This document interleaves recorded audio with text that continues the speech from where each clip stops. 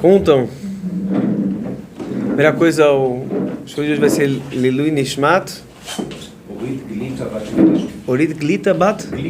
Orit Glika. Bas? Na verdade, Bat Moshe. Bas Moshe. Deixa eu ter uma ideia. E Yosef Ben Adriano. Ben? Adriano. Adriana. Contam que na década de 60 tinha um homem na Rússia que ele acabou contando papagaio e cuidou do papagaio em casa. Só que esse papagaio, pertenceu antes para algum contra-revolucionário. Então o papagaio durante o dia começava a gritar: abaixo a ditadura, fora Khrushchev, abaixo o comunismo. O papagaio dava esses gritos assim no meio do dia. Só que ele morava naqueles condomínios lá, aqueles prédios no meio de Moscou, e sabe que no meio sempre tinha algum informante, a KGB e tudo. Soltinha. Né? E o papagaio gritando: abaixo o Khrushchev, abaixo a ditadura, abaixo o comunismo. Não deu outra. De repente, ele escuta uma bela de umas batidas na porta e o papagaio gritando. Ele fica assustado. O que ele faz? Ele não sabe onde enfiar. Ele gostava muito do papagaio. Onde esconder o papagaio? Ele vai lá, taca o papagaio na geladeira, fecha a porta e aí ele abre a porta e fala: pois não? E tá lá realmente os oficiais da KGB e fala: a gente ouviu alguns gritos estranhos daqui, estão falando que tem gente fazendo umas manifestações diferentes. Falou: imagina, e tinha uma foto do Stalin ali no apartamento, aqui todo mundo, que isso? Nunca, né? E os caras revistaram o apartamento e tudo, e ele: viva o Stalin, viva Khrushchev, tá bom? Os policiais foram embora. Quando eles foram embora, ele lembrou: o papagaio tá na geladeira. Ele vai correndo pra geladeira, tira o papagaio tava meio assim, bem geladinho, durinho, né? Ele aproxima o papagaio do fogo, ele tenta aquecer o papagaio assim, perto da lareira. Aí daqui a pouco o papagaio começa a mover as asinhas. Aí o papagaio grita: viva o Stalin, viva o comunismo, viva Khrushchev. Aí ele fala: o que aconteceu com você? Ele falou: depois de 15 minutos na Sibéria, qualquer um muda de ideia. Justo, a nossa paraxá, ele é Toldot Yitzhak. Essa é a descendência de Yitzhak ben Avraham. Descendência de Yitzhak. A paraxá agora vai focar no Yitzhak. A paraxá passada também já falamos um pouquinho. E nessa paraxá, o Yitzhak ele é aquele que, dos avós, dos nossos patriarcas, que passa mais rápido, né, na Torá. Porém, uma coisa muito interessante, o nome dele é Yitzhak. Yitzhak tem a ver com a risada. Foi a risada que tanto Avraham deu quando ele escutou a notícia que ele tem um filho. Também que a mãe dele, a Sara, deu quando ela escutou também a notícia que ela tem um filho. E a Hashem falou o nome dele, é o nome do primeiro Yehudi. O primeiro judeu recebeu o nome de Yitzhak. Qual o motivo por trás desse nome? E você vê que o termo Yitzhak não está somente no nome de Yitzhak, ele se encontra na paraxá depois, quando o Yitzhak tem também acontece a fome, quando tem uma nova seca, uma nova fome em Israel, igual aconteceu na época de Avraham Avinu. Só que dessa vez Deus fala para ele não ir para o Egito, então ele acaba indo para Grar, para a região de Gaza, na época que era dominado pelos Plishtim, que não tem nada a ver com os árabes autodenominados de palestinos hoje em dia. Eram filisteus, e os Plishtim tinham o rei Avimelech, e ele faz igual o pai, ele fala, fica com medo pela segurança de ambos. Ele fala que ele, na verdade, ele é irmão de Rivka, que era sua esposa, mas depois o Avimelech, ele está olhando pela janela, e aqui vai que Arhula passou um tempo, ele percebeu que ele achou que já não tinha mais cabimento esconder, quer dizer, já estava se sentindo mais confortáveis, à vontade lá em Grar. Então o Avimelech, que era o rei dos Plishtim, dos filisteus, ele olha pela janela, ele vê que Yitzhak estava metzachek, estava rindo, brincando com Arifká, sua esposa. Ele percebeu que era de uma forma de marido e mulher. Talvez seja eufemismo para algum tipo de relacionamento, mas aqui de volta o termo é metzachek, vai a ver com a risada, com o nome do Yitzhak. Não por acaso, isso a gente mencionou os anos passados, de todos os patriarcas, né, entre Avraham, Yitzhak e Yaakov, Yitzhak é o único que, o relacionamento de Yitzhak e Rivka, está escrito Ve'av, é trazido que ele amou, que Yitzhak amou. Na verdade, o Yaakov também fala como ele amou Rachel logo de cara, mas fala como, a primeira vez que é trazido o termo de amor, né, é sobre Yitzhak e Rivka, que Yitzhak amou Rivka, mas, diferente dos outros patriarcas de Avraham e de Yaakov, não aparece nenhuma briga explícita entre Yitzhak e Rivka. E a gente vê que eles tinham muitas diferentes ideias, tanto que Yitzhak gostava mais de Esav, Rivka gostava mais de Yaakov, teve toda essa história, mas eles, a Torá não relata uma discussão entre o casal. Avraham tem discussão com Sara, e o Yaakov tem discussão também com as suas esposas, com Rachel, tem uma discussão clara na Torá. E se não vê acontecendo a mesma coisa com Yitzhak? Aqui o Alter Rebbe, o primeiro Rebbe de Lubavitch, quando teve o casamento do seu neto, ele falou, no discurso lá do casamento, ele deu uma seguinte explicação. Ele falou, por que o primeiro Yehudi teve o nome de Yitzhak? Yitzhak quer dizer, na verdade, Ifarahir, é no futuro. O Yud tem a ver com o futuro no hebraico, é Ifarahir, terá uma risada. O que é uma piada? O Tarek tem que explicar pra gente o que significa uma piada. Uma boa piada, eu não sou um grande comediante, mas uma boa piada geralmente tem aquilo que o pessoal fala em inglês, punchline. O que é o punchline? Você está levando a pessoa num caminho, e geralmente uma boa piada, o punchline é algo inesperado. Né? A pessoa está indo para um caminho e você joga para o outro. Isso, a surpresa, o inesperado, no punchline, é o que faz a pessoa dar uma risada. Parece alguma coisa meio contra-intuitiva. Isso que a pessoa geralmente acha graça. Tanto que, se você pega, por exemplo, um bebê, quando ele age como um adulto, né? Um bebezinho que está se comportando como parece um homenzinho, né? Aí todo mundo acha graça. Quando você pega um papagaio que se comporta como um homem que fala e tudo, um animal, agindo como um ser humano, falando, todo mundo acha muito engraçado. Eu me lembro quando eu fui no SeaWorld, muitos e muitos anos atrás, né? Tinha vários animais, tinha uma foca que parecia como se fosse um ator, sabe? Andava e participava de toda uma peça. E tinha outro, agora mesmo que bicho, que animal, era um papagaio que andava em cima de uma bicicleta. As coisas assim que você acha isso muito, muito engraçado, é muito diferente. Agora, você vê um pombo em cima de um fio na rua, né? De um fio elétrico, ninguém acha graça, você não vai ficar olhando lá o passarinho em cima do galho. É o que o passarinho faz.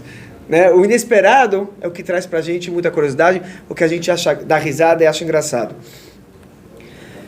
Explica o Alter Rebbe que o Yehudi, de certa forma, ele é a maior piada de todos. Ele é a grande piada. Por que é uma grande piada um Yehudi? Um ser humano que tem todas as vontades animalescas, como qualquer animal, inclusive, né? A gente tem desejos que o Alter Rebbe fala que vêm da nossa alma animal, que é a nossa alma natural, que deseja as coisas do mundo. E esse desejo animalesco está lá. E agora um ser humano querer falar não para os seus desejos animalescos, falar, não, vou me controlar. Eu não vou fazer isso. Hoje é Yom Kippur, não vou comer. Eu vou dedicar um dia para o meu lado espiritual. Eu vou ser um anjo no dia de Yom Kippur. Vou me vestir de branco, vou rezar, vou estudar a Torá e vou me conectar com Deus. Isso, quer dizer, um ser humano, que é, de certa forma, tem todo um lado, o traço animal, está se comparando a anjos, a seres celestiais.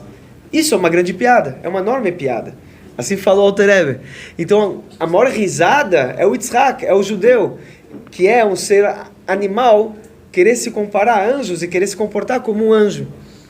Então isso é ser judeu, e é perceber esse paradoxo da nossa vida, e estar constantemente lutando contra isso. A Rivka, falou ao Terebe, o nome Rivka, o que quer dizer Rivka em hebraico? Rivka tem um termo na Mishnah que era tipo um mastro, um pedaço de pau, que você usa para conduzir dois animais juntos. Quando você pega dois bois e quer puxar um arado, tem um pau que liga os dois bois, que segura eles no arado. Isso se chama de Rivka. Isso é Rivka. Então Rivka é controlar os animais para fazer algo produtivo, para transformar esse campo, o mundo. A Rivka, ela entendia muito bem essa comédia que a gente vive, né? Ela cresceu numa casa onde as pessoas eram idólatras. Ela é chamada de uma rosa entre os espinhos. Que ela cresceu na casa de filha de Betuel e Lavan, que eram dos maiores mentirosos e trapaceiros que existiam na época. E ela, mesmo assim, conseguiu sobressair num ambiente como esse e ser uma rosa entre os espinhos. Mas ela percebeu que esse paradoxo, essa dificuldade de você querer uma coisa, você tá no ambiente e lutar contra isso, o mundo te levar para um canto e você ir exatamente na direção oposta, faz parte da graça da vida. Então ela junta todas as tendências animais e consegue controlar, e na verdade não só controlar o boi, né? Disso ainda florescer, crescer e fazer o campo produzir. Por isso, a vida entre Yitzhak e Rivka, por mais que eles tinham muitos pensamentos diferentes, você vê que eles enxergavam o mundo de formas totalmente diferentes. Como é normal entre homem e mulher, né? Homem, como é que é? Homem de Marte, mulher da Lua, não sei, tem uns livros assim, né? Vênus, tem vários livros, várias teorias, mas é óbvio que realmente o homem e a mulher são seres completamente diferentes que desejam coisas completamente diferentes, no geral, né? Obviamente tem que ter é importante no casal ter uma meta, um objetivo final igual, lutarem pela mesma coisa, mas os desejos naturais, animalescos, os interesses, geralmente, aquilo que você acha graça, agora está chegando a Copa do Mundo, por exemplo, e já chegou a Copa do Mundo, é aquela hora que a mulher senta do seu lado e começa a perguntar para, né, quem é o cara de preto lá no meio, para que time que ele joga, e você começa a ter que explicar o que é um impedimento para ela, e da mesma forma que a mulher pode passar, não sei, horas e horas e horas vendo o pessoal discutir sobre qualquer coisa, não sei, sobre um programa sobre roupa de noiva, não sei, você não acha graça nenhuma nisso? A mulher também não acha graça nenhuma ver 22 homens correndo atrás de uma bola. São interesses completamente opostos. Mesmo assim, você tem que entender que isso faz parte da comédia da nossa vida. Isso faz parte da risada. E é justo assim que a gente vai ter que unir esses opostos, e é isso que Deus mais quis. O que Deus quis é ver, de certa forma, um animal controlar a sua tentação, controlar a sua inclinação, controlar seu desejo, e falar, não, eu não vou ser um boi, eu não vou ser um touro, né? Eu sou um anjo. E lutar para ser um anjo. Assim que o Yitzhak enxergava a vida, e assim que a Rivka enxergavam a vida. Então, ambos juntos, eles conseguiram, apesar de ter visões diametralmente opostas, conseguiram formar o melhor casal do mundo, né? Um casal que você vê que eles tinham um relacionamento muito positivo, e é isso que a Torá está falando, que eles viviam como casal, rindo, metzachek. Yitzhak estava brincando, estava rindo com a Rivka, que eles conseguiam rir. Isso inclusive é uma característica muito judaica, né? Como o judeu, um povo que em português virou o termo de sofrimento, que a Torá fala que isso Deus nos livre poderia acontecer, que o povo judeu ia passar por tantas Deus nos livre desgraças, que ia virar um sinônimo de sofrimento. A gente fala em português, não judie dele, né? Não faça-o sofrer. E ao mesmo tempo, os maiores comediantes são os judeus, né? Você pega em Hollywood, desde Charlie Chaplin, já tem todos os grandes comediantes são os judeus, e principalmente o judeu sabia rir e aprendeu a rir de si próprio, rir da sua própria situação. Isso transforma a sua vida mais fácil. Quando você sabe enxergar e rir da sua situação, você consegue, de certa forma, você ri da sua própria situação, é um tipo de fé, é um tipo de emuná. Porque você percebe como tudo isso não transforma somente as coisas de uma forma mais fácil. Não é só que rir da sua própria situação deixa as coisas mais leves e você anda para frente. Você percebe que realmente tem um plano por trás. É cômico, é estranho, mas tem uma jogada nisso. Né? Isso é você saber rir da situação onde se encontra, é você saber enxergar que aqui... Por que você está rindo? Porque aqui deveria ter um plano e parece estar indo justo ao contrário daquilo que você imaginou. Porque quem manda é Deus. Então, você ri disso tudo, né? De certa forma também é um pouco... É um trabalho, é fé. E faz a gente se colocar na verdadeira perspectiva de quem manda e você manter o serviço a Deus com alegria. Todos nós possamos rir, mas rir está escrito... A gente fala, Azimales Rokpino, quando chegar Mashiach, a gente vai poder dar a verdadeira Imales Rokpino, vamos poder rir, mas de boca cheia, né? E quando chegar Mashiach também a gente falar, Yitzhak Atavino, Yitzhak, você é o nosso pai, ele vai ser o grande patriarca da época de Mashiach, e a gente vai ter a risada completa, o sorriso de boca cheia, vai rir só de alegria, não fazer piada com tristeza, mas piada com alegria, com coisas boas. Bezerra Hashem. E eu mesmo de hoje, dia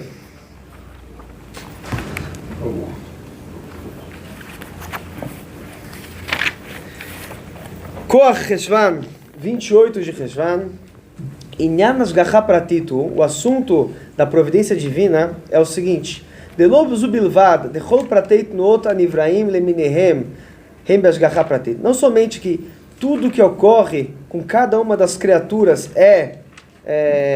todos os movimentos individualmente de cada criatura é por providência divina. E na verdade a providência divina, a força de Deus, é aquilo que dá existência para cada criatura. Ela odzot, mais ainda,